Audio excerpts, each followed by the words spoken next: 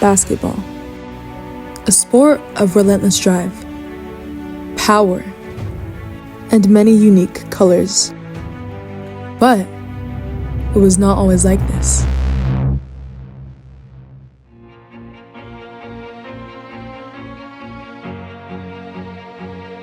In 1950, Earl Lloyd, Nat Clifton, and Chuck Cooper became the first African Americans to get drafted by the NBA, sign an NBA contract, and play in an NBA game, caused by the growing popularity of basketball in Black communities, eventually leading to them being seen on a higher stage in Black fives, and in turn, attracting NBA officials and coaches by their talent, skill, and audiences they drew in. Their signing, drafting, and playing in NBA games was a turning point in history because it broke down the previously established racial barriers, brought greater inclusivity and equality to sports unlike before, and paved the way for future generations of Black athletes to excel. The game of basketball was created by James Naismith, a Canadian-American physical instructor born on November 6, 1861 in Almonte, Ontario. At a very young age, he and his siblings Annie and Robbie were orphaned. Consequently, they moved in with their uncle, Peter J. Young. James Naismith was said to be one of the most athletic and skillful kids of his age. Therefore, as he grew older, he became interested in the study of physical education. At 30 years of age, after leaving the University of McGill, he pursued his dream and became a physical educator at Springfield College, Massachusetts, formerly known as the International YMCA College. In 1891, the Great Blizzard occurred, forcing his students to stay indoors. And as a PE teacher, he had to find something to keep them active. He wanted to find a game that was more active than calisthenics and marching. Therefore, he decided to create his own game. On December 21st, 1891, Naismith asked the janitor of the college to find 2 18-inch boxes for goals. However, he did not give him boxes, he gave him peach baskets.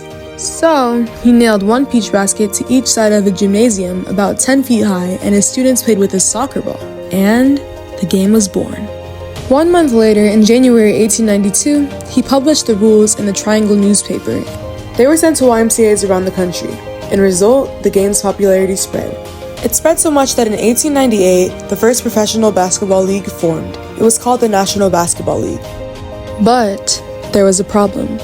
Those teams were strictly white, and there was a load of racial prejudice.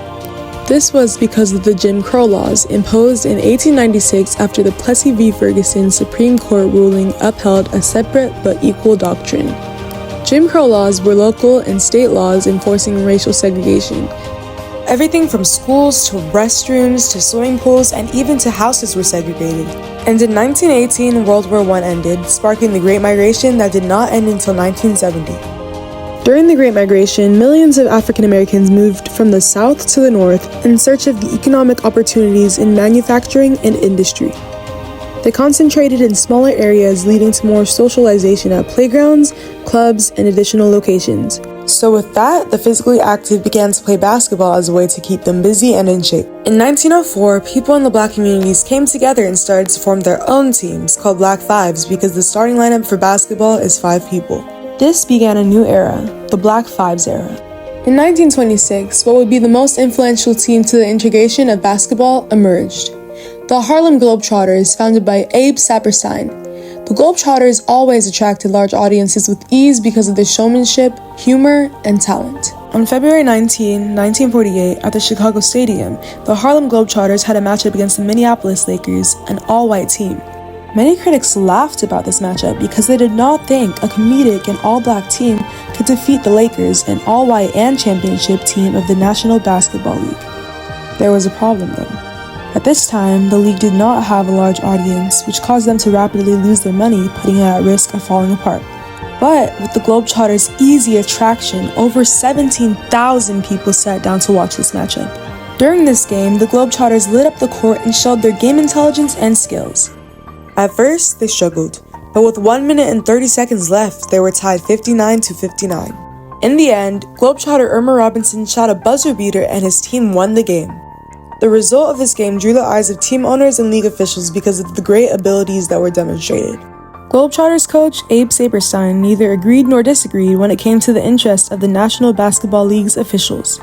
He carried a looming fear that his franchise would fall apart due to the loss of his star players moving on to a better opportunity.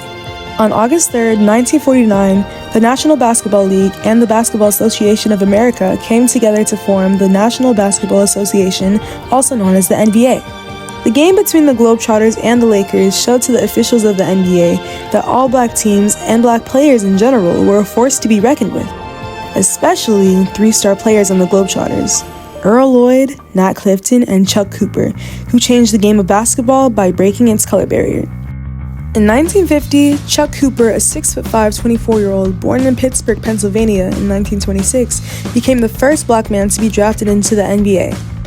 He was drafted as the 14th pick overall to the Boston Celtics, owned by Walter A. Brown. He agreed with this drafting as he said, "I don't care if they're green, white, black, or yellow, so as long as they can play." Nat Sweetwater Clifton, a 6'8", 27-year-old born in England, Arkansas in 1922, became the first black man to sign an NBA contract. He joined the New York Knicks, owned by Joe Lapchick. Lapchick became very fond of Clifton because he noticed the talent in him regardless of his color and was insistent on integrating the Knicks. Before Clifton joined the team, Joe Lapchick told Bobby Douglas that he would resign if his team was limited to only one color. Fortunately, he ended up being able to draft him.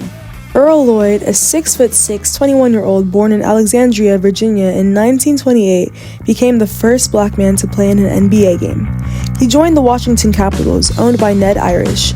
This game altered the face of the NBA and basketball forever. It took place on October 31st, 1950 at the Edgerton Park Stadium in New York. It was a matchup against the championship team, the Rochester Royals. People filled up the stands to see what an African-American man could do in the NBA. He put up 6 points, 5 assists, and a whopping 10 rebounds, leading the team in that category. Unfortunately, the Capitals lost 70-78, but that did not matter because Earl Lloyd was still able to show off his athletic ability regardless of his color. However, NBA fans and teammates were strongly against the integration of the NBA. According to Lapchick's son Richard, owners of some arenas built nets around the court when violence was threatened so that angry fans couldn't get to the players. Additionally, some coaches and team owners resisted the integration because they thought the quality of the league would decrease and that team chemistry would lessen. White and black teammates even went to separate hotels because the Jim Crow laws were still imposed and did not end until the mid-20th century. However, this game proved many doubters wrong about their assumption that African Americans lacked athleticism and would not be able to contribute to the league. And black communities had a supporting viewpoint of these events because they enjoyed the representation brought to the public eye as the NBA was streamed on TV and watched in person. One of the immediate effects of these events was the increase of black players joining the league. For example, Hank Desney was the 4th black man to join the NBA behind the trio of pioneers. Harold Hunter was another one of the first. Jim Tucker was the first black man to win an All-Star game, and Don Barksdale was the first black man to compete in the USA Olympic basketball games. This brought a wider audience to the league, and with a wider audience came higher attendance. So, ticket sales and team revenue increased, allowing for more sponsorships, TV deals, and higher salaries. The success of black players in the NBA also helped in the fight for legislative changes and aided in the imposition of the Civil Rights Act of 1964, which prohibited discrimination based on race, color, religion, or national origin in public accommodations, including sports facilities. And now for the long-term impact. Today, 82% of the #1 all-time stat leaders are black. Most points, LeBron James. Most three-pointers, Stephen Curry. Most rebounds, Wilt Chamberlain. Most blocks, Hakeem Olajuwon. And the list goes on to represent the unstoppable effort shown time and time again in black history to break through the concept of their inferiority. In addition, the appearance of African Americans on a wider stage was no longer seen as an atrocity. Instead, it became normal for them to be viewed by a large audience, not only in sports, but in singing, acting, dancing, rapping, and more. Therefore, these events were a step forward to more inclusivity in America. The integration of the NBA in 1950 was vital for the course of sports and black history because it instilled awareness of the true talent and worthiness of African Americans to be involved and included in society. The trio of pioneers, Earl Lloyd, Nat Clifton, and Chuck Cooper, took a leap of faith and a jump into hate, but made it through. They challenged white superiority in sports, increasing the expression of African Americans in society and exemplifying black excellence. Future generations of people are now inspired to defy the odds and expected standards by rising above them. So, remember, it was not only about the game points, it's about the turning points.